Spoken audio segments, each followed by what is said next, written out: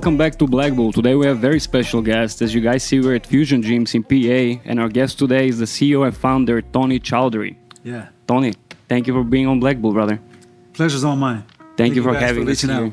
Yeah, of course, man. Beautiful gym, brother. Really nice. Yeah, it's crazy when like a lot of people come here, they're just fascinated about how it looks. But to me, I'm never satisfied, and this like my gyms are like my canvas, and every day I paint a little bit more, a little stroke here, a little stroke there. So it's a work in progress.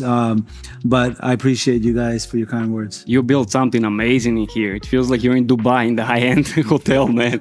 Really nice. I want you to take us all the way back, how everything started. I know you start training at a young age, 15 or something. Yeah, I started watching Pump and Iron when I was like 14 or 15 years old, and it inspired me to start working out. Arnold Schwarzenegger was a big role model for me when I started working out. I had the Encyclopedia of Bodybuilding. Mm-hmm. And I went through probably like 4 copies of it because I would literally take this book everywhere with me and I would just absorb this book. I tore it apart and made it a part of who I was. So from the time I was a sophomore in high school until I was a senior in high school, every day after school, I would just go to the gym and I would work out, I would hang out. It was just a part of my lifestyle. It wasn't something that I did, it was who I was. Yeah. And then, there came that point in time where I graduated high school and then I was trying to figure out what I wanted to do with my life. At the time I wanted to, I just got a job at LA Fitness. Pretty much everyone's career starts at LA Fitness. Or, As a fitness trainer? Yeah, as a personal trainer. Yeah, for the first 10 years of my career in the fitness industry, I was a trainer. So I started at LA Fitness as a personal trainer. I was saving money because I wanted to move to California to go to film school. I wanted to be an actor. And I met a few people along the way, in the first year that I was working at LA Fitness, and I saw the kind of money you can make doing something that I loved. And I was like, you know what? I'm already doing this. I'm already really good at it. And if I can make $50,000, $60,000 a year, yeah. Back in the day, that was a lot of money. Like 15, 20 years ago, 50 grand a month. 50 grand a year is a lot of money. Now, it's a lot of money, but it's not what it used to be, because of inflation. So I was like, you know what? If you can make this kind of money working here, let me just stick to this and see what I can turn it into. And it was one conversation. It was one pivotal moment in my life. I feel like we all have these pivotal moments in our life. They happen in different times. You're going to meet one person that are going to just pivot your entire life. For me, it was a guy named Dorian. He was a vice president of LA Fitness. And he was going over what you can make working at LA Fitness. And he would go over numbers, strategies, stats. And the biggest thing he says, great leaders are readers. The only difference between me, I'm the vice president, and you is what I know. That is literally the only difference. The information. And there's 2 ways you can learn something. You can learn things organically, or you can learn it synthetically. But organically, what I mean by that is you can learn through your own experiences, or you can learn through the experience of others. And he's like, if you read books, you'll be one of the highest paid people in the world. And all through high school, all through middle school, I fucking hated school. Or reading books. Reading books. I just hated the idea of just going and sitting in a classroom and staring at a fucking wall for 8 hours, right? Because formal education will earn you a living, self-education will earn you a fortune. And I never wanted to be like everybody else. So I never wanted to go down the path of everyone else. Plus, how can this fucking teacher tell me how to build the life I want when she's still paying off her student loans at the age of 50? Fuck out of here. How can you help me get somewhere you haven't been? That was one of my quotes. How could teachers teach you about business when they never had a business? I'm like, what's the point? Exactly. So I always looked at education in that aspect. I never looked at it as, hey, listen, I can be educated by someone who's already done what I want to do, right? So he talked about reading and really growing as an individual, because every time you read a book, someone has spent 20, 30 years living a life to write this book. You're now able to gather up their past, you're able to draw from their experience, you can invest it into your future. So something that would take me 20 years to learn, I can learn in 2 to 3 hours. Yeah. So I asked him what books we should read. So he went over, here, look, these are the books you should read. I had $120 to my name at the time. I was 18 years old. I was just about to graduate high school. I went to Barnes & Nobles and I bought The Art of Selling by Tom Hopkins, The Secret by Rhonda Byrne, The Little Red Book of Selling by Jeffrey Gitomeyer, and Think and Go Rich. Yeah. And I had like $30 left. Napoleon. By Napoleon Hill. And I went to the gym, I sat in the office, and I started reading the books. And I would say literally like 6 hours went by and I literally came out a different man on the other side. And my mind had expanded to a whole new world that never really existed in my head. Because you see, the problem is, formal education, they teach you what to think. Yeah. Self-education will teach you how to think. And that's the difference. In school, they're training you and teaching you to be a slave, to be an employee, to punch the clock. Self-education teaches you to punch the fucking clock in the face.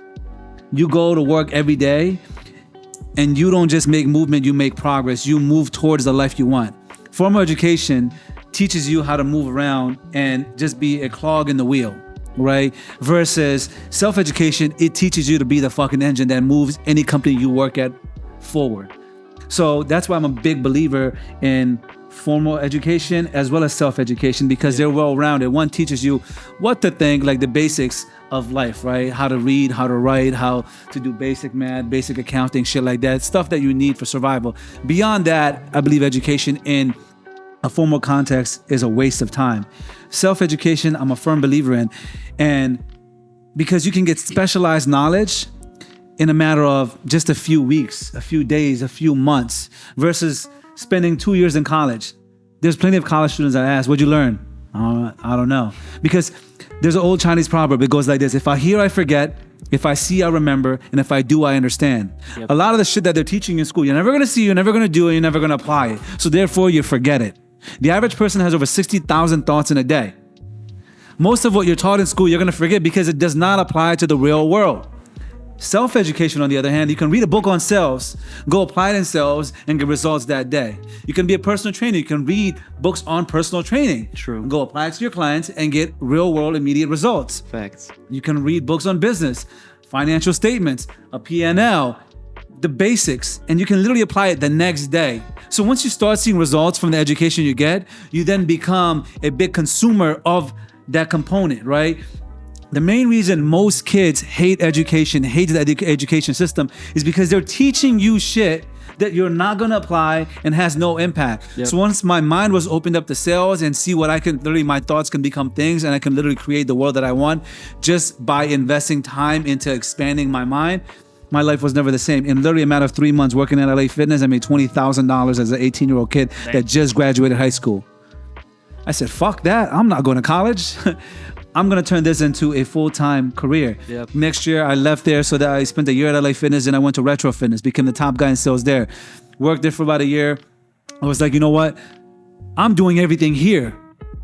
I'm hiring, I'm selling, I'm marketing, I'm managing. I'm doing it every aspect of the business. I should open my own business.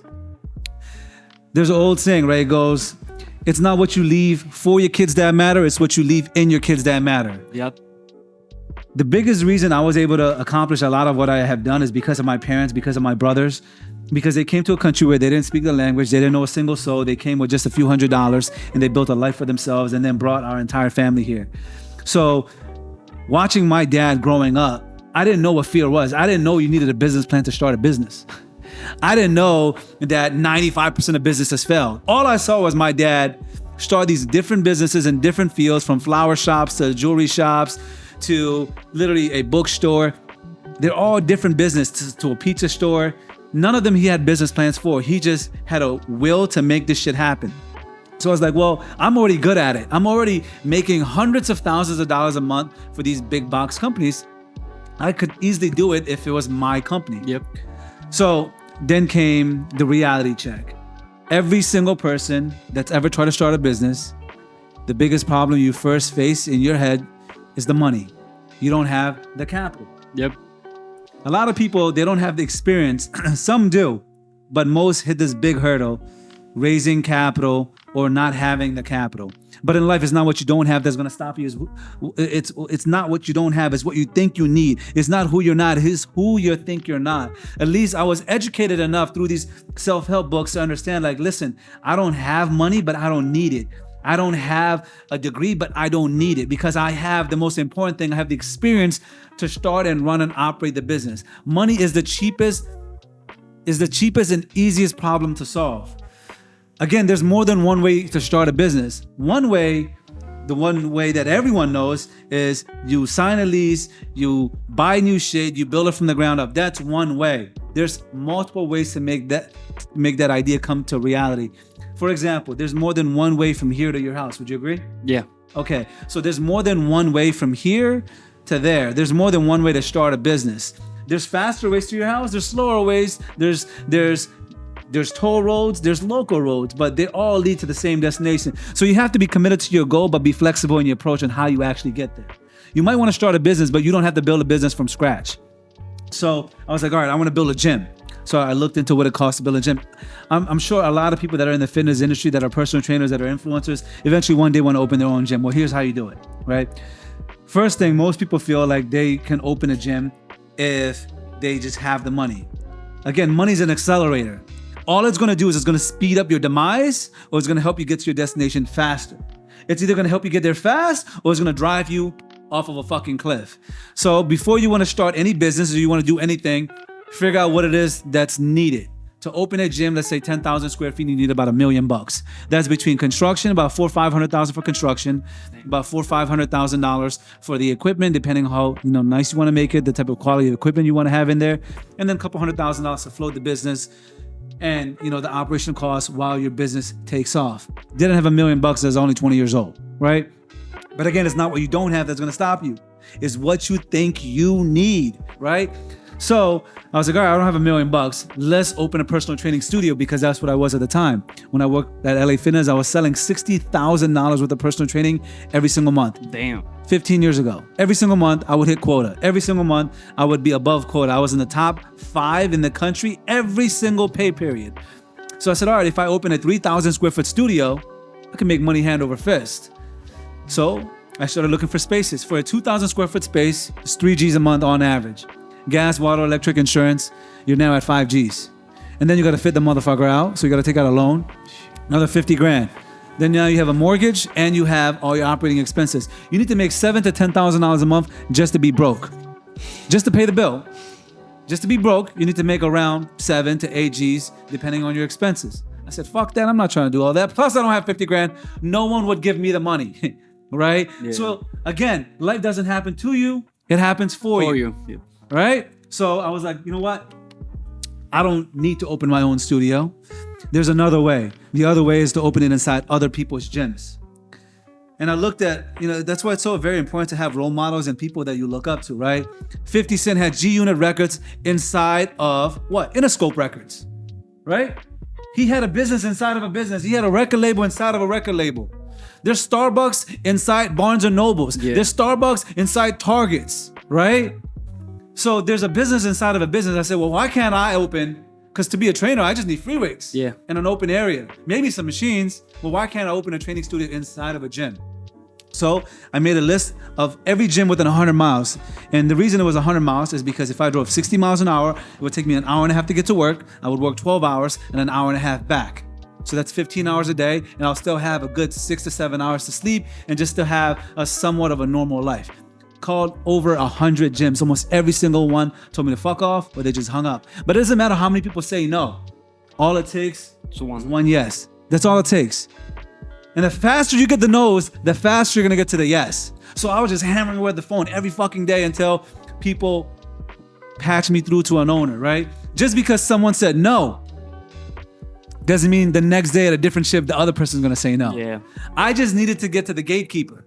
I needed to get through the gatekeeper to the person in charge. Does that make sense? Yes. So every day I would call the same gym at a different time because this different person is going to answer the phone.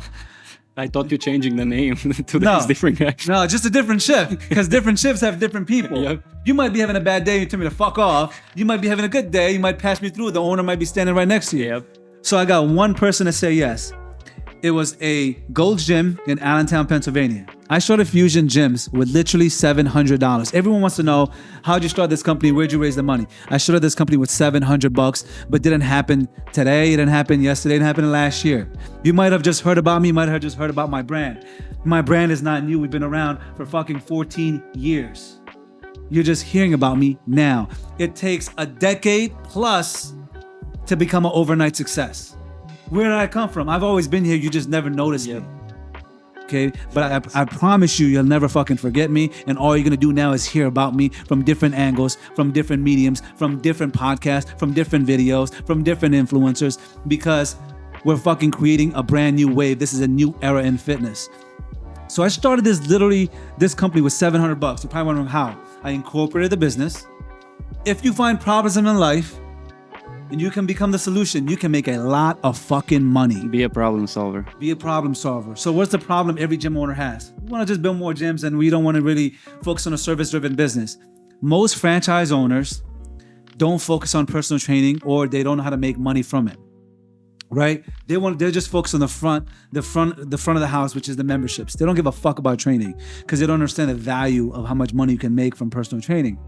So I reached out to this guy. I got him on the phone. I literally called this gym for literally a fucking year before he got on the phone. And I called this one specifically for a year. The reason being is I did my research and I found out that he had 10 gyms. If I got into one, I'm getting into all of them, baby. So I'm gonna keep calling this one more. And I would call each gym multiple times a day. I had multiple shots at getting to him because there was 10 gyms. There's typically 3 to 4 shifts a day. I'm making 30 phone calls a day. I'm gonna eventually get through, right?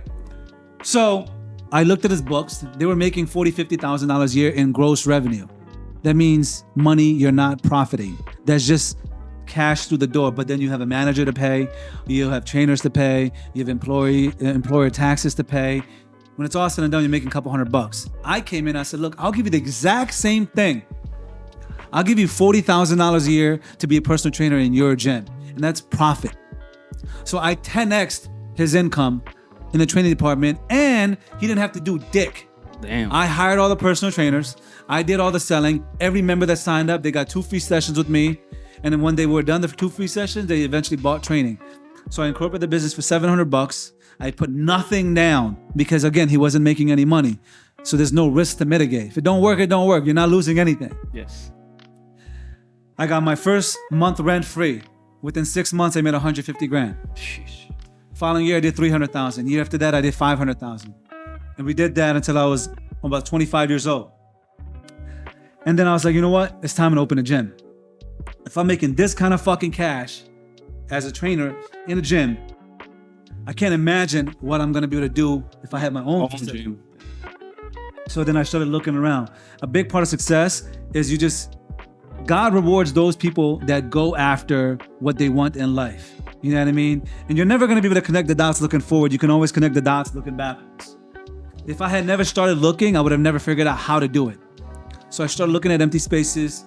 Yeah, I was making money. I was making $600,000-$700,000 a year with my personal training business, but that was a net. I was maybe clearing $150,000, $200,000 after all expenses because I had to pay my trainers a big chunk of what the clients were paying.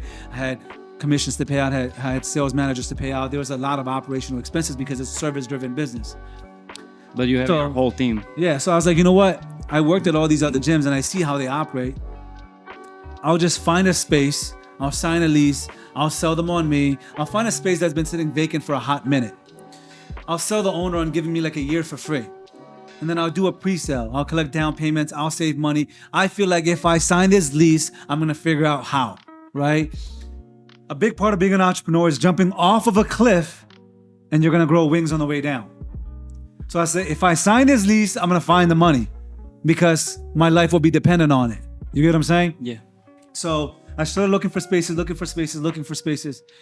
And I shit you not, guys, it was literally a gift from God. I'm sitting in the office. Okay? Big part of success is showing up every fucking day, regardless of if you're seeing results or not. Right? So I'm sitting in the office, hanging out with my boy Christian. He's the manager of the gym. A FedEx envelope comes in. He opens it, looks at it, throws it in the trash. Now, typically when someone's sending a FedEx envelope, shit ain't cheap. It's like a $10 envelope. Send a FedEx Express overnight. So no one's just sending junk mail like this. I said, yo, what was that letter? He said, oh, this gym that's closing in Doylestown, Pennsylvania. They're selling it for pennies on the dollar. I go, you son of a bitch. Give me that letter. I grabbed that letter and I immediately started jumping up and down. This was the answer to my fucking prayers, guys. And so I was like, you know what? I get in the fucking car and I start driving. I drive down there, I walk through this space. I'm fucking hyped. I'm like, oh shit, this is it. This is it, baby. This gym's already built. So a big part of success, finding problems, becoming the solution. Why is this gym closing? Why is it not making any money? Who owns it? Who owns this building? I call the broker. Yeah, the guys that own it, they're 3 dentists. They open a bunch of these. None of them making money. They owe us a lot of back rent. They're in the red. They're losing money every single month. So they decided just to opt to close it. I said, great. My name's Tony. Here's who I am. Here's what I do. So I call it the strong method of selling. It's an acronym. It stands for set the frame, tell the story, reveal the intrigue, offer the prize, nail the hook, and get the decision. So I set the frame. I'm an industry leader. I'm a motherfucker that can take this fucking sinking ship and I can get it exactly where you need to get it to go, right? I told my story. Here's what I've done. Here's where I've come from. Here's how much money I invested. Here's what I'm making. I revealed the intrigue. I can take this sinking ship and I can turn it around because it's not just dependent on the memberships. We're going to make money through selling personal training. Yep. I offer the price. I'll take this motherfucker as is, where is. Nail the hook. I'll give you list price. I have no broker. You don't have to pay anyone. I'm going to take it tomorrow. You get the decision pretty fast, right? So I said, I've done enough research to understand that typically when you build out a gym, when you build out any business and you have strong financials, which these guys did, the landlord will give you an X amount of dollars towards construction. They got $400,000 in money from the landlord to build out this space. Damn. $400,000. This money still wasn't paid back yet because they blended into your lease, increased your lease, so you're eventually paying them back over the course of 5 or 10 years, the term of your lease. The landlord's now going to go after them for that money. Who do you think is going to win in that? The landlords and the tenant or the attorneys? The attorneys. The attorneys. Whenever you sue someone, no one wins except for the attorneys. Right? And when you do win, when it's all said and done, it wasn't even worth it. Because after you pay the attorneys and go through all that fucking hassle, even if you get a default judgment, good luck getting the money. Now find the assets and make sure it's in their name so you can get it, right? So I told the landlord, I'm like, look, you're not in the business of going after people. Plus you have to spend like 50 grand to sue them for a couple $100,000 you might not even get. You don't want that. Yeah. You don't want to do that. I'll give you the personal guarantee that they had. I'll continue paying the rent that they were supposed to be paying you. Give me the space. They go, deal, Tony. I'm like, whoa, slow down, Tiger. Not so fast. I need something from you. What do you need? I need this equipment. Because remember, guys, you need $500,000 for equipment. I had maybe 100 grand. So I go, I need the equipment. They're like, well, the equipment's not ours. I'm like, I understand. But you're also letting them off the hook. When they close, they were going to sell this equipment. $500,000 worth of equipment is worth 10 cents on the dollar. Why? Because you're not going to sell them individually. You're going to sell it to one guy that's a wholesaler. They're going to come by and buy all this shit. But you're buying it is the cheapest part. Then you got to move it. Then you got to store it. You got to service it. You got to sell it. It's a lot involved in it. So they might make 50 cents on the dollar, but you have to buy that 10, 20 cents. So they have to sell it for 50 grand. Maybe they'll get 100 grand if they're lucky. Let them know you will let them walk away. You get a new strong tenant. They get to walk away from $400,000 worth of debt versus just getting 100 grand for equipment. I get a fully built out gym. See what I did there? $25,000 down, first month's rent. I bought $1 million facility for 40 fucking grand. Damn. Power of knowledge, the more you know. But you can't, it's not about just doing this in the fitness industry. You can do this in any industry. Yeah, there's acquisitions all the time for hundreds of millions and billions of dollars. We're not talking about those businesses.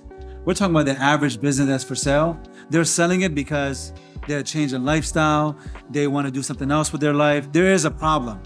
Even if the business is cash flowing, there's a problem. And if you can become that solution, you can then now acquire that business for next to nothing. A lot of times you can even sell or finance it. Because if you want out bad enough and you don't want to be there and someone's willing to pay you over X amount of time, because you technically will still own it, you're willing to sign those papers and hand that gym over. And that's exactly what I did. I did that shit 3 more times. Damn. Before I was 27, I had 4 gyms throughout Philadelphia. I was 27 years old. We had 4 gyms. But again, you don't know what you don't know. A big part of business is you're going to make mistakes. And a lot of young entrepreneurs, and I made the same mistake, is I confused movement with progress. Just because I was making a lot of moves, in my head I was making progress, but it's not. Can't confuse movement with progress. Just because I had a lot of moving parts, I had a lot of gyms, didn't mean I was making a lot of money. And every mistake I made was multiplied by 4. Because I didn't have one gym, I had 4. 4 gyms. So 20K mistake becomes 80. 80. 50K becomes 200K. Obviously, you guys already know what happened. You know what I mean? It wasn't too long before I went out of business. I had to sell 2 locations and close 2 locations. I took whatever capital I had and I invested that into our Grand Ave location, which is still there to this day. It's one of our most profitable locations. It actually makes more money than this location. It's half the size. But the biggest thing is I started over, but I didn't start from scratch. I started with experience. I made more money in that single gym than I made with 4 gyms. By a lot, by a long shot. Yep. But again, you have to be okay with the failures. You have to be okay with, starting over, because it is a part of the process. The biggest thing is a lot of people, the reason they don't start is because they're afraid of failing. But failing is ultimately a part of winning. That's like saying you want to be in the NBA. You want to be a Major League Baseball player, Major League Basketball player, Major League Football player, but you never want to stumble. You never want to miss. You never want to shoot. How can you get good unless you try? Yep. Repetition is the mother of skill. It applies in sports, but it also applies just as much in business, right? So when I started over, I didn't start from scratch. I started with a whole lot of experience, and I knew exactly what not to do. And I'm not saying I fucking know it all right now.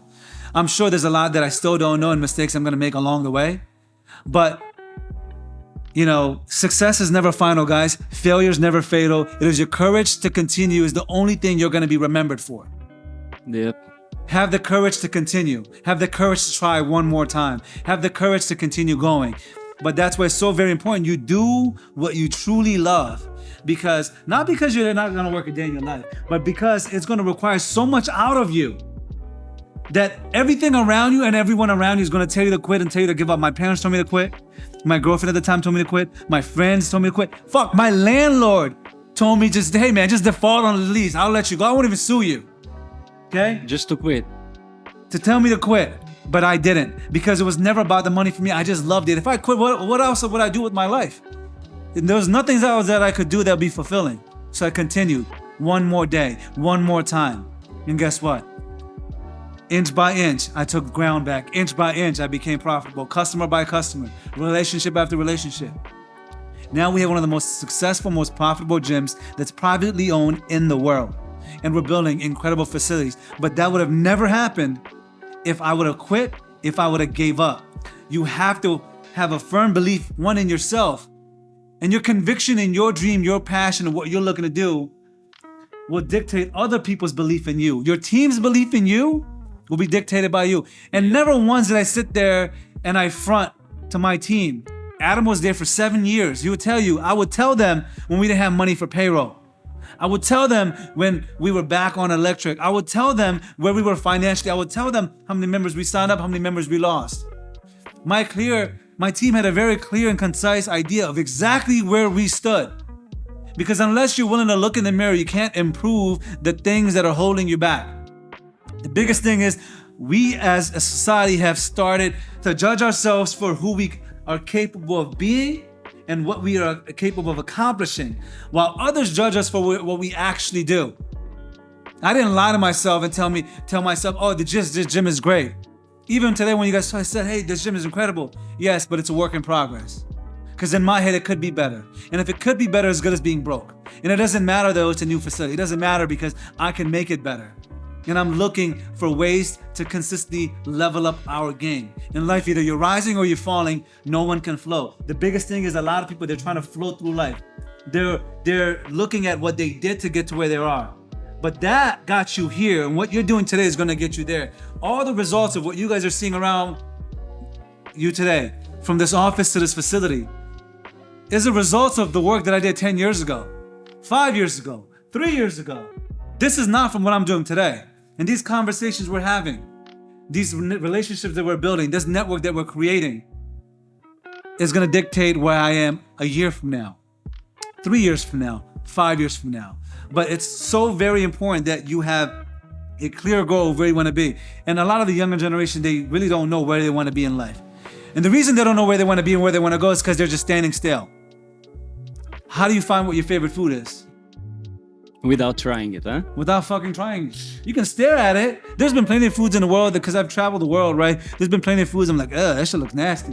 Wow, this is fucking delicious, right? How do you know if you're gonna enjoy it, if you're gonna like it, unless you try it? So how do you know what's your passion? What's your purpose? If I would have never picked up a dumbbell, I would have never knew that I loved working out. And initially it's gonna be uncomfortable, and initially it's gonna suck. Initially you're gonna hate it because you're not gonna be good at it.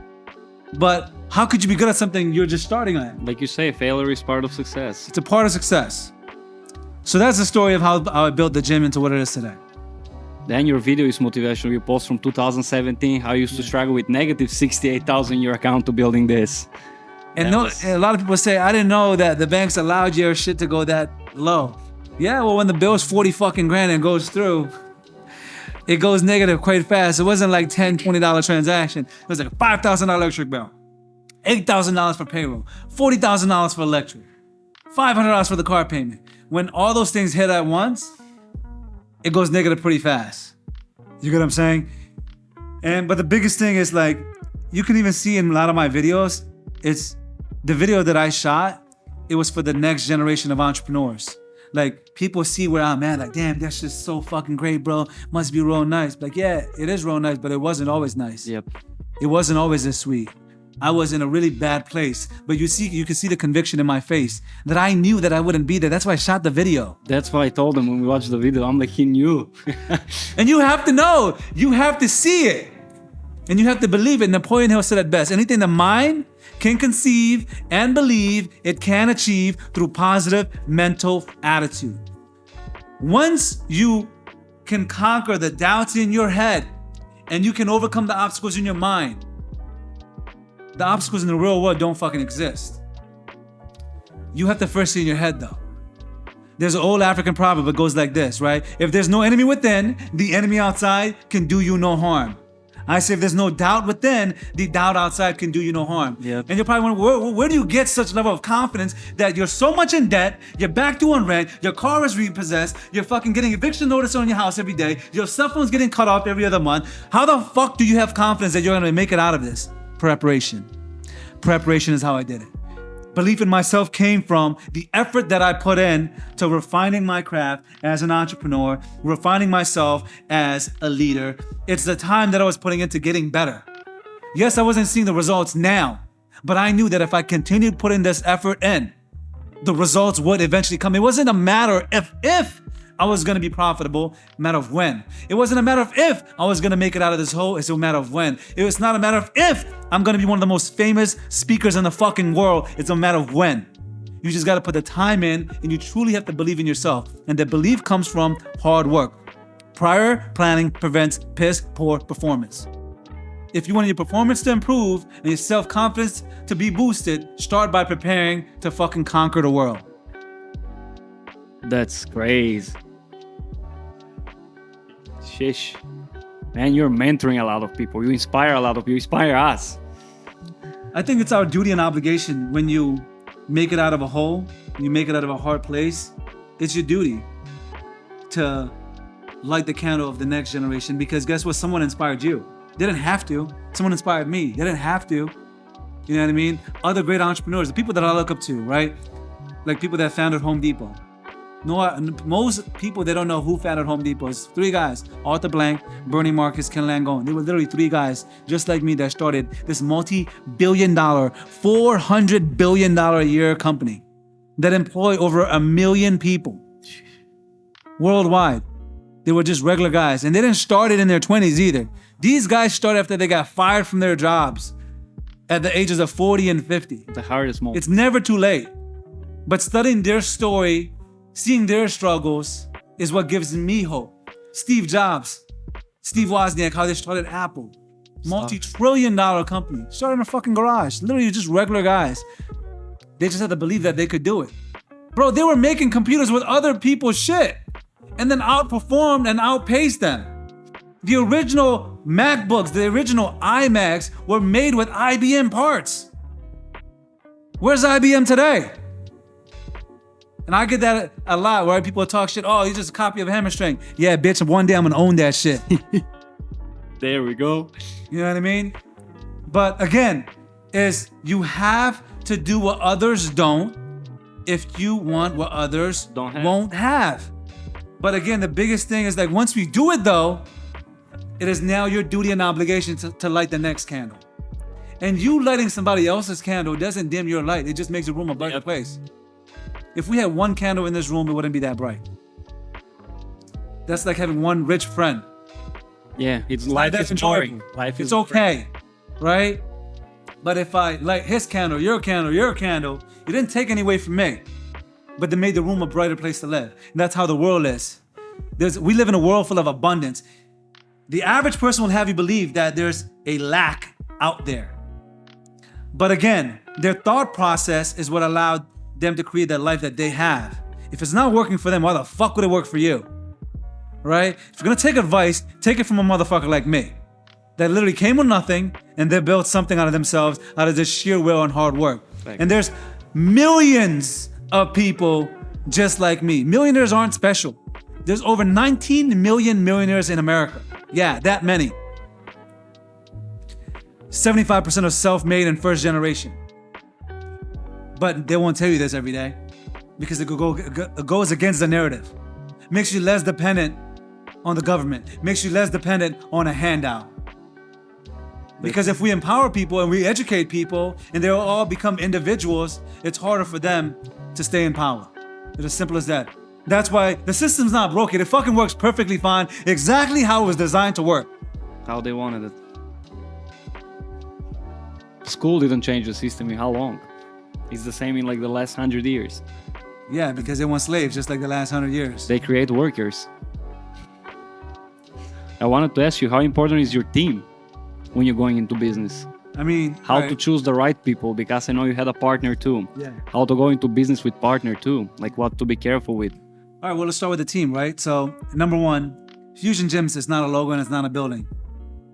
It's the Fusion fam. And the fam starts with the people behind the desk, people you don't see behind closed doors, people that are cleaning. Everyone plays a role into building us into what we are today. And I get asked this question more often than you would think. How do you find great people? You don't find great people, you develop great people. You build great people. Because everybody wants great people. The main reason that we aren't across the country is because we just don't have a big enough of a team yet.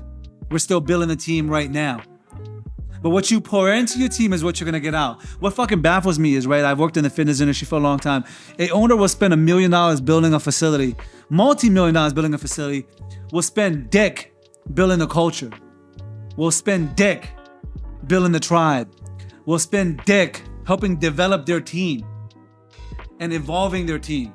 And then here's the thing, they'll always bring in a manager or a leader from the outside that doesn't have their culture embedded in them, that doesn't have that they're not tied in and built into the company. Almost 100% of the managers that we have were promoted from within. We give our people something to aspire to because they play a key role in what we are today.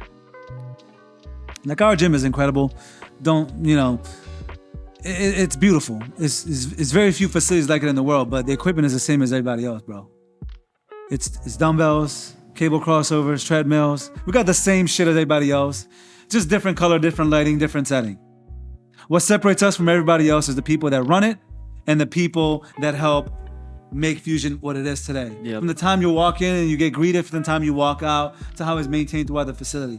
It's spotless throughout the day, way to react all day. We care about the little things that most people typically ignore.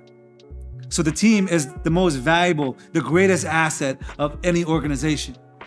And how well and how much time you invest into that team will dictate how far your company goes. There's plenty of places, literally within a walking distance of here, that pay almost double what we pay for a starting position. You're starting off at the front desk at Fusion, you make $10 an hour. You work really hard, you do really well. Within, I'd say, a year or so, you can earn 15 to 17 bucks at the front desk. What you put in is what you get out, right? But you can go to Cane's right now and start off at 18 bucks.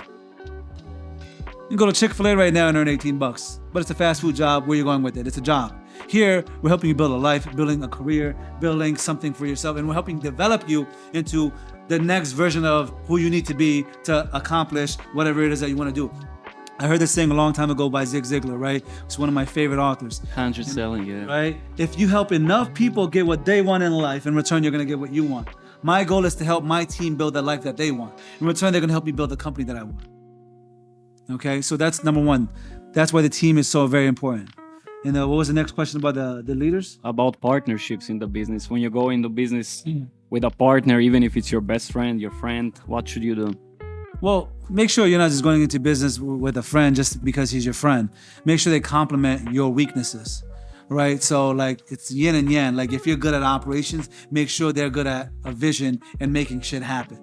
If you're good with the vision, make sure you have someone that's good with the operations. Some of the most successful partnerships that I have and I've built over the years were people that complemented what I already do, right? I don't need two visionaries in a company. I don't need two people that are gonna be operational partners, right? I need people that are gonna be able to do the things that I don't want to do or the things that I cannot do. You see what I'm saying? So make sure when you're choosing the person to go into business with, is that they complement you.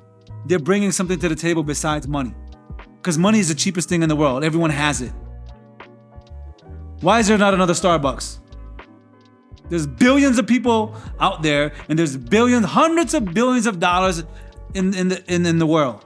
Why has someone not built something to compete with Starbucks? It's because of the people. It's the people that they have running the organization and running the company. That's why there's not another Starbucks. That Microsoft has all the fucking money in the world. Why can't they compete with Apple? Yeah. Because it's not the money, bro. It's the leadership. It's the people. It's the purpose. It's the why they're in business. And that's what separates $1 million companies from $1 billion companies. That's what separates a $1 billion company from a $1 trillion company. It's the leaders. Finding the right people that complement each other, there's synergy, but also they're working on a bigger purpose. Yep. Not their individual goals. Oh, I need to get ahead. I need to make money. No, I want to build something that's impactful, that can impact a generation. You know what I mean? And those are the type of leaders that build all the companies that we use each and every single day, either consciously or subconsciously. That's why I say that LLC doesn't make you a boss. It's just starting you there. Some people open the LLC and that's going to work for them. The funny part is like I hear this shit all the time. Some people were like, oh, I just started my LLC. Okay, motherfucker, you literally just opened an account to pay taxes to the government. The fuck are you talking about? That's not a company. Your EIN is essentially your social security. It's how you pay your taxes. It's not a company. Just because you formed a corporation doesn't mean you have a corporation. Doesn't mean you own a company. You know what I mean? It's what you do with that name. And it's what that name represents that will dictate what it is. A company is not a name. A company is what you do and the people that you serve. Yeah. Don't try to be better. Try to be different than everybody. That's the thing. And you don't have to be dramatically better. You just got to be a little bit better. Apple iPhones are just a little bit easier to use. That's it. They're just easier to connect. They're literally so easy a child can use it. You can give it to a 5-year-old. They'll be able to play around with it. You can give it to a senior citizen. Or you can give it to a tech nerd and they all love it. Why? Because it's not that much better. It's just simpler to use. I had the first iPhone and I had like every iPhone for like the first 6 generations. Then I switched to Droid because Apple, they weren't innovating. And when I went to Droid, that shit was hard as fuck to learn how to use. Right? And then I switched back to iPhone last year. I'm like, damn, that's why these motherfuckers are worth trillions of dollars. Damn. Because it's so much. It's so smooth, so easy. Like you pull an AirTag out of the fucking box, immediately your phone just picks it up. It's nothing. You don't gotta do shit. Get a new iPad, open the box up. Everything's there. You type it, you just log in and boom. Your phone now just became the tablet. They're not that much better. They're just a little bit better. So you don't have to be dramatically better. Just gotta be a little bit better. The difference between first place and second place in an Olympic race might be a millisecond. You don't gotta be 10 times faster. You don't gotta be 10% faster. You just gotta be 1 second faster. And you get the gold. True. And we're not reinventing fitness, guys. We're just making it better. We're just making it sexier. We're making it cooler. We're making it more enjoyable. We're building a place that people are pulled in. Everybody has the same shit we do. It's nothing special about my gym. I'm just doing it a little bit better. A little bit better lighting. A little bit better paint. A little bit better aesthetics. A lot of gyms have tile walkways, don't they? They have tile floors. Ours is just marble floors, just a little bit better. Right? So, but when you tie all these little things together, these atomic little things, these micro things turn into macro results. Yeah. Can you tell us a little bit about the memberships in here? Yeah, I mean, we're not the cheapest gym in the world, but we're definitely not the most expensive. This gym should cost $200-300 a month, but it's $69 because a business that only makes money is a very poor business. We're not in business just to make money. I mean, think of it like this, right? We need to eat in order to live, but we don't live just to eat, right? So we want to make money, but that's not the sole purpose of it. Yes, we can charge more, but we don't want to, because we want to be able to build these across the nation, in every city and in every neighborhood. $69, anyone can afford. And the reason I say that is people make decisions emotionally and they justify with logic. A burger isn't cheap. You buy it because you want something fast, you want something delicious, you buy it on the go. Yep. Well, this is also, people will buy because they want to be a part of this more than they want that burger, more than they want that fast food. You see what I'm saying? So our base membership is $69. There's no sign-up fee, no annual fee, no contracts, no bullshit, no salespeople trying to sell you on the facility. You walk in, the facility is going to sell you. And if it doesn't, then we don't deserve your business. Yep. Our salesperson at the front desk is a QR code. Scan the QR code, you put yourself in the system, person at the front desk takes your photo and gives you a key tag. Welcome to the Fusion family. So you don't feel like they're pressing you to do that. Exactly. Thing. Then we have the dual membership. It's our Onyx membership. $99. Okay. Hold on. We launched a few different ones in the last few weeks. We did. Was the dual membership was it was the Onyx membership. It's you and a friend. So let's say you and your buddy likes to come to the gym all the time. You can just add them for $30. Then you split the cost 50 each. Yep. But then you have people that aren't consistent, right? So let's say your boyfriend might not be consistent, your girlfriend might not be consistent, or you like the option of bringing your friends from different neighborhoods, or like if you have people coming by, we have the Phoenix membership. It's $149, gives you unlimited guest passes. Pretty much every time you come to the gym, you can bring a different person with you. Same person, different person, it's up to you. You come 3 times in a day, you can bring 3 different people. That's sick. Every single membership we have gives you access to every single location. The gyms are open 24/7, we never close. 24/7? Staffed. Shit. And you're not a gym. You have a barber shop too. You have a barbershop, we got a restaurant, we have a merch shop that we're opening a beer garden. It's a community within a community. What's gonna be the end goal of future of Fusion gyms? I mean, we want to be not a gym, we want to be a fitness company. What I mean by that is Apple is not a computer company, they're not a cell phone company. They're a technology company, all things technology.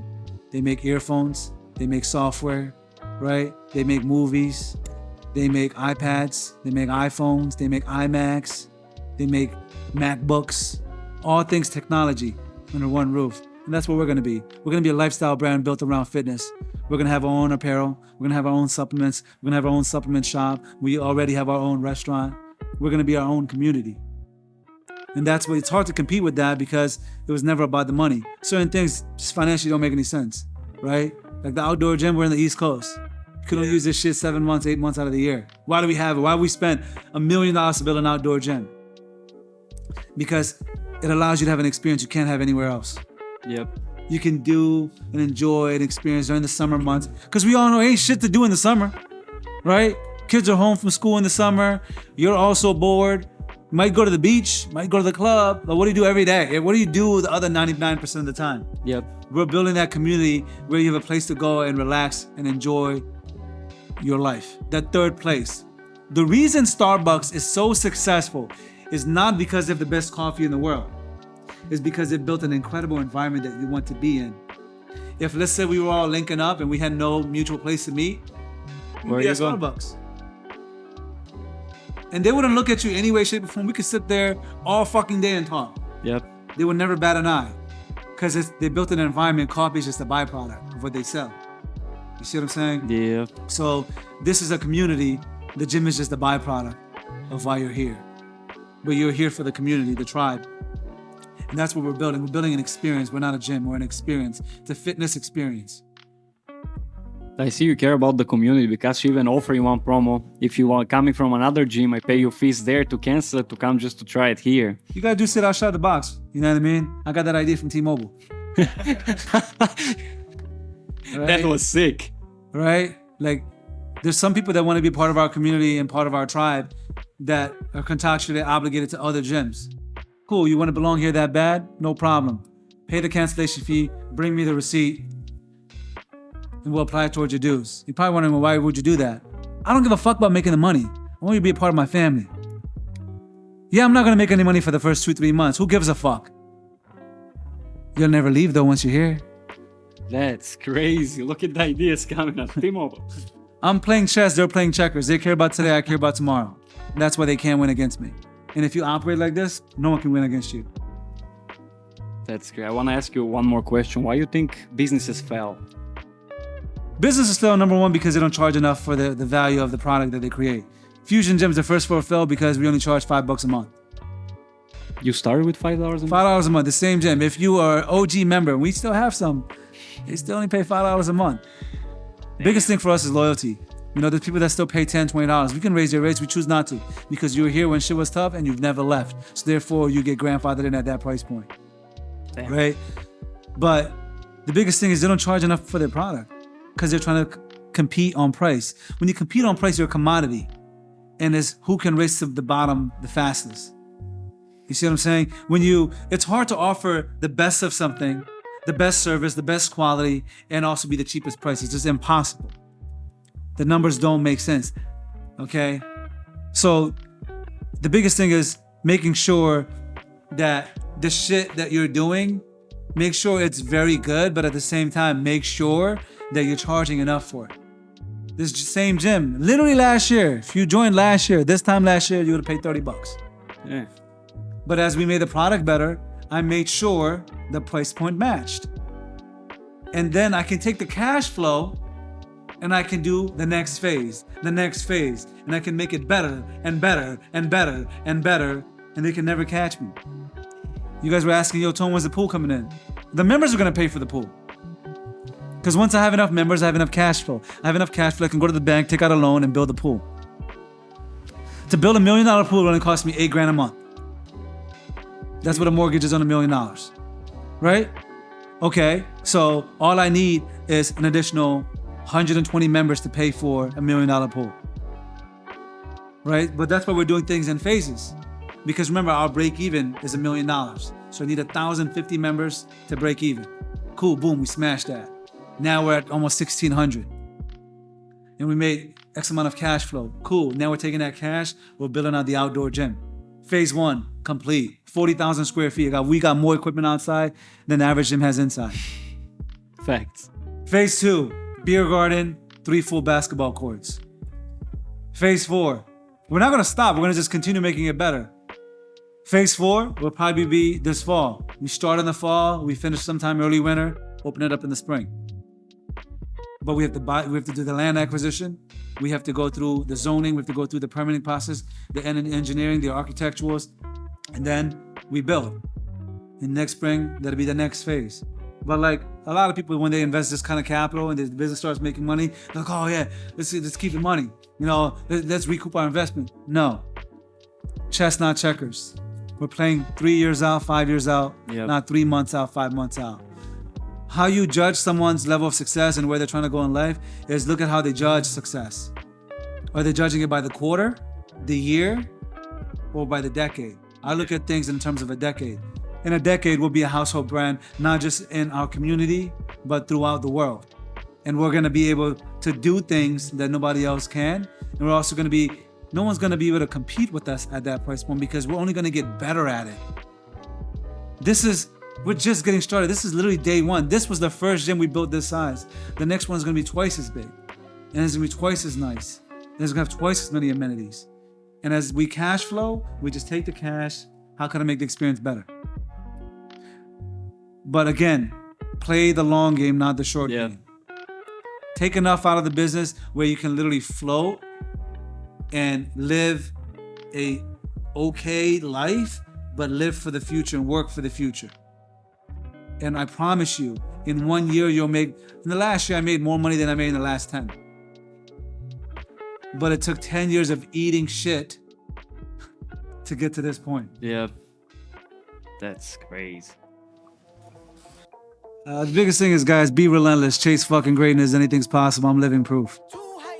Thank you for being on Blackbull, brother. Thank you for having us here. Absolutely. It was a pleasure. And I'll see you guys in the next episode. Blackbull, peace.